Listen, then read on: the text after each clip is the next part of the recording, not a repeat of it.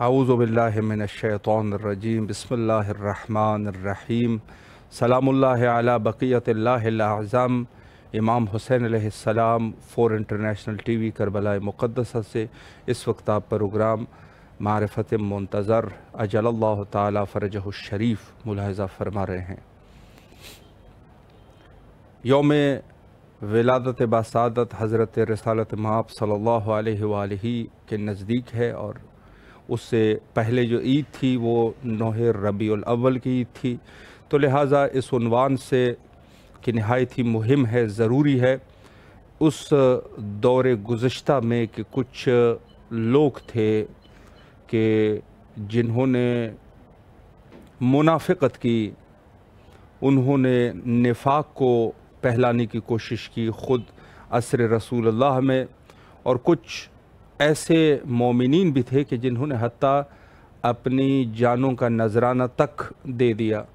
یہ وہ حقائق ہے کہ جس سے کوئی انکار نہیں کر سکتا، کوئی بھی حق پرست آدمی اس کا انکار نہیں کر سکتا کہ خود رسول اللہ کے دور میں یہ 2 گروہ موجود تھے۔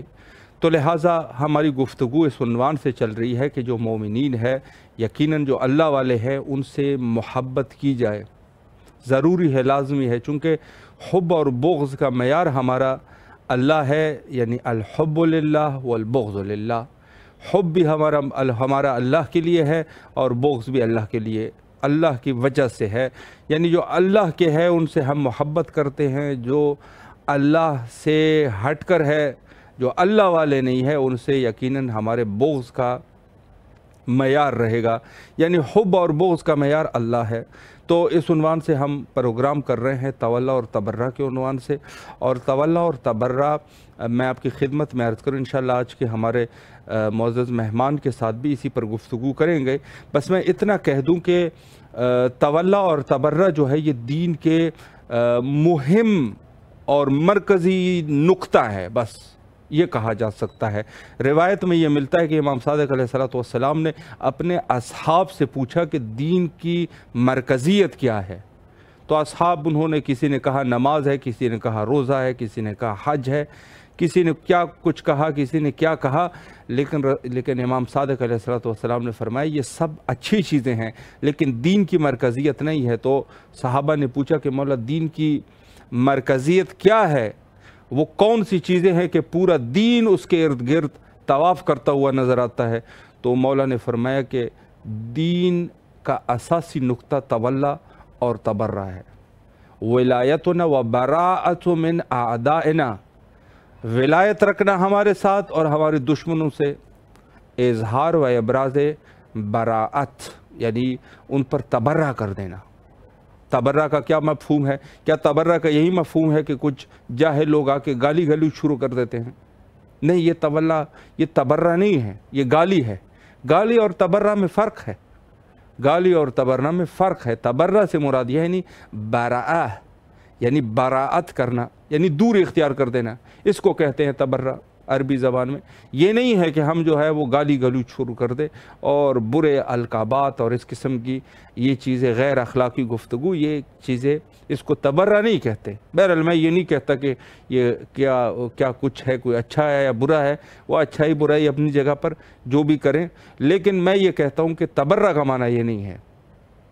ہو سکتا ہے کہ شدت تبرہ میں ایک انسان جو ہے اس حد پر پہنچ جائے، میں کچھ کہہ نہیں سکتا، یہ جا کے مراجع اس پر گفتگو کریں گے کہ یہ صحیح ہے یا صحیح نہیں ہے، وہ مراجع کا کام ہے، لیکن ذات خود جو لفظاً و اصطلاحاً براءت کا مفہوم ہے وہ میں عرض کر رہا ہوں، اور وہ یہی ہے کہ جو میں نے آپ کی خدمت میں عرض کیا، یعنی دشمنان خدا سے، دشمنان اہل بیت سے، اولیاء اللہ کے دشمنوں سے دوری اختیار کر دینا، اس کو کہتے ہیں تبرہ۔ یعنی یہ کہہ دینا اس کے ساتھ نہ اس کا ہمارے ساتھ کوئی واسطہ ہے، نہ ہمارا ان کے ساتھ کوئی واسطہ ہے، اپنے آپ کو دور کر دینا ان سے، تو اس کو کہتے ہیں براءت یا تبرہ کا مفہوم جو ہے وہ یہ ہے۔ تو اس پر نہایت ہی اچھی گفتگو کی جا سکتی ہے تولی اور تبرہ پر، جیسے کل میں نے عرض کیا کہ خود نفی اور اثبات کا طریقہ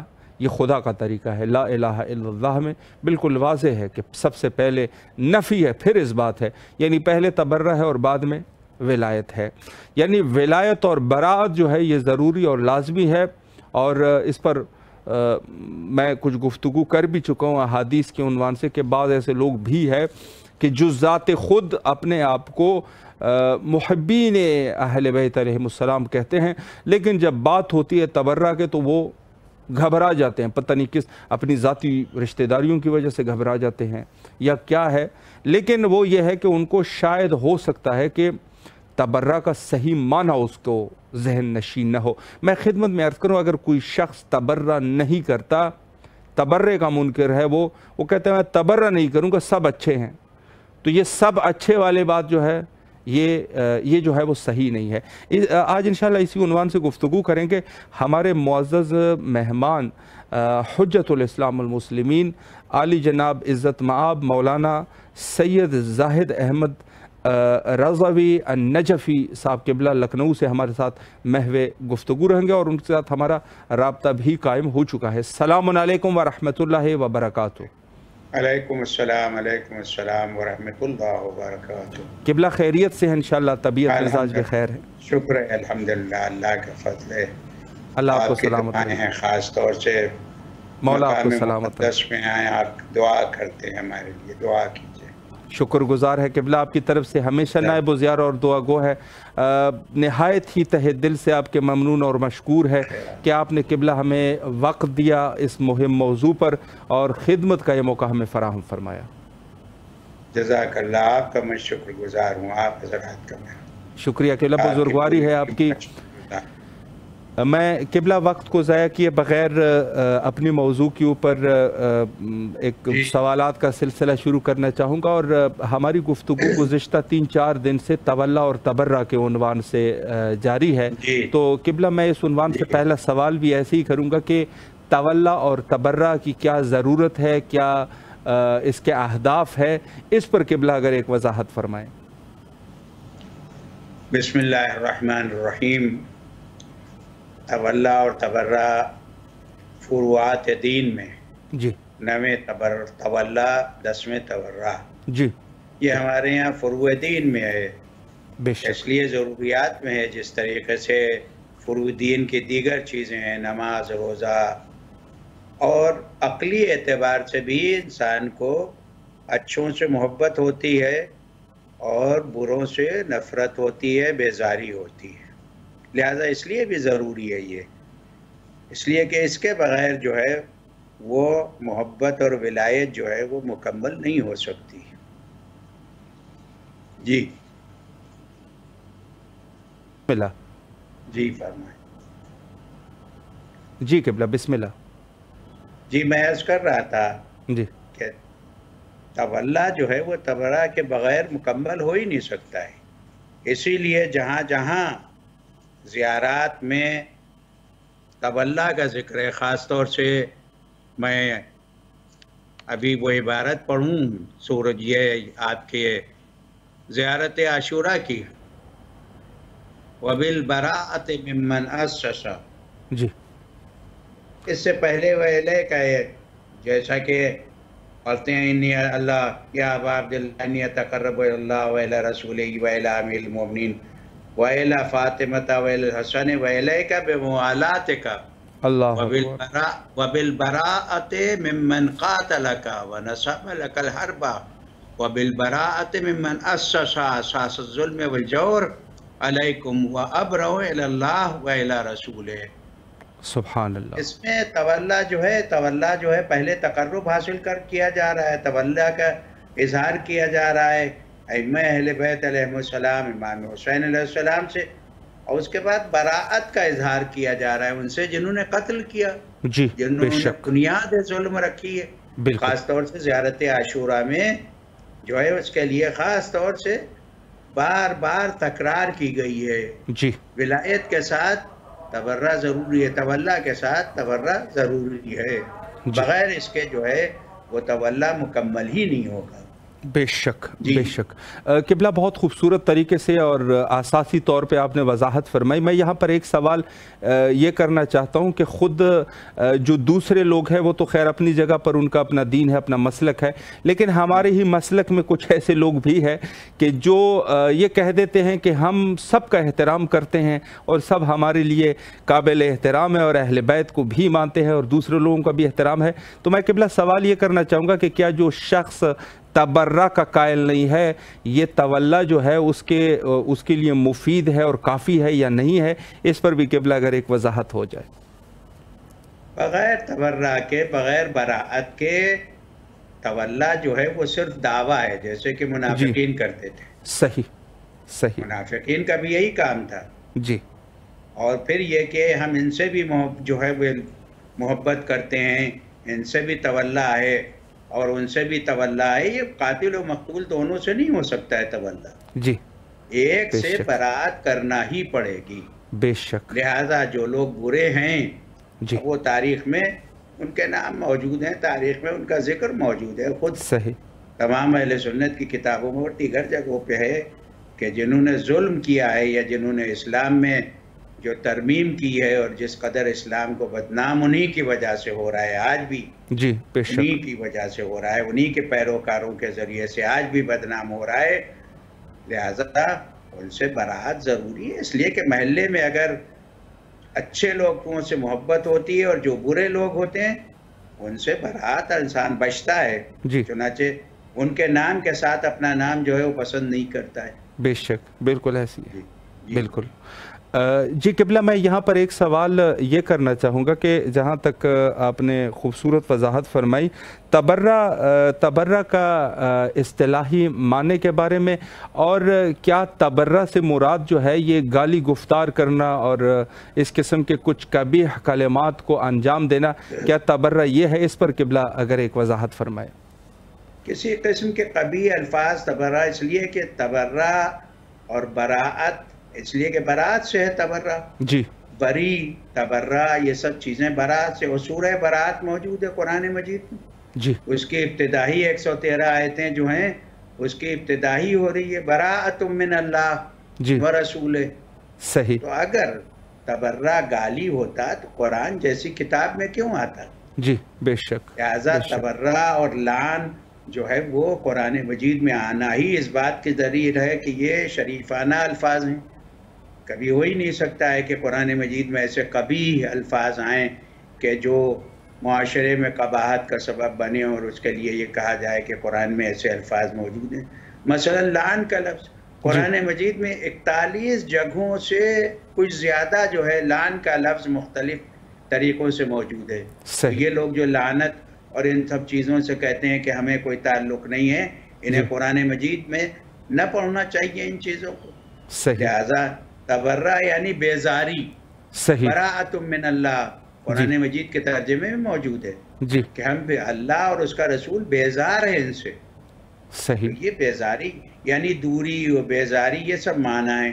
معاشرے میں کچھ لوگوں نے اسے مشہور کر دیا, پروپیگنڈا کیا کہ یہ گالی ہے, جو ہے وہ تبرہ کے نام پہ گالیاں بکتے ہیں. تو ایسی کوئی بات نہیں ہے. پروپیگنڈے کا شکار بعض اپنے بھی ہو جاتے ہیں, اور وہ بھی جو ہے بہت ہی خاص طور سے ایسے زمانے میں کہ جو زمانہ مخصوص ہے خاص طور سے اس سے بہت ہی شریفانہ انداز میں کہتے ہیں کہ یہ گالی ہے. گالی نہیں ہے جی, بلکہ دوری کا اظہار ہے کہ ہم ان سے بیزار ہیں, ہم ان میں شریک نہیں ہیں.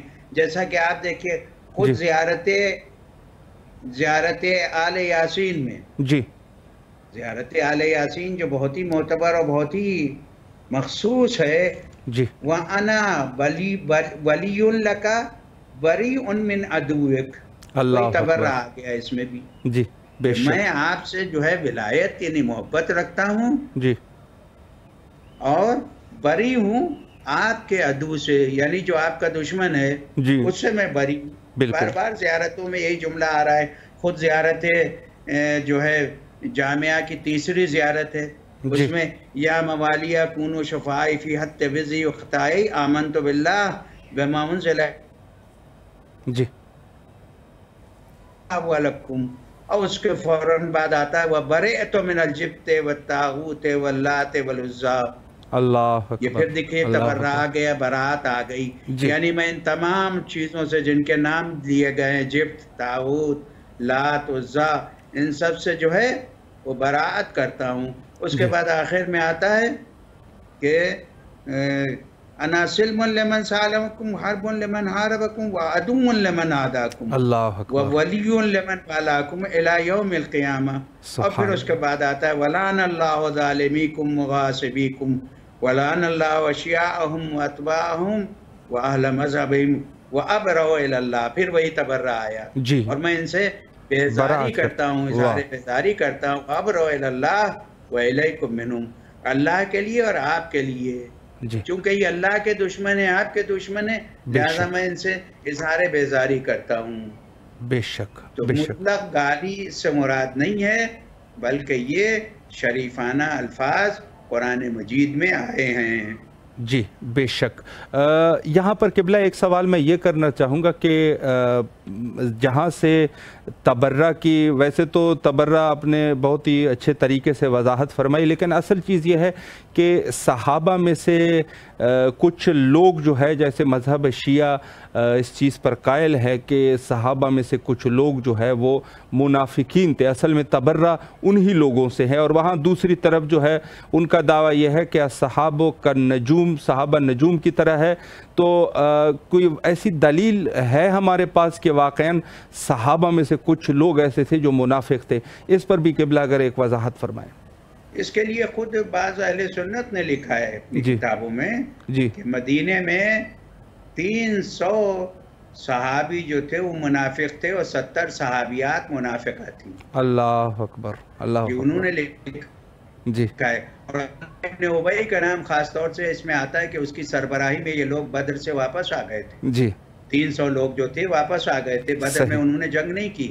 جی اور پھر خود رسول اللہ نے جناب حذیفہ یمانی کو وہ نام بتا دیے تھے جنہوں نے آپ کے قتل کا منصوبہ بنایا تھا، اللہ اور جو پیغمبر کو قتل کرنا چاہتے تھے، مگر حذیفہ سے انہوں نے کہا تھا کہ ان کے نام نہ بتانا.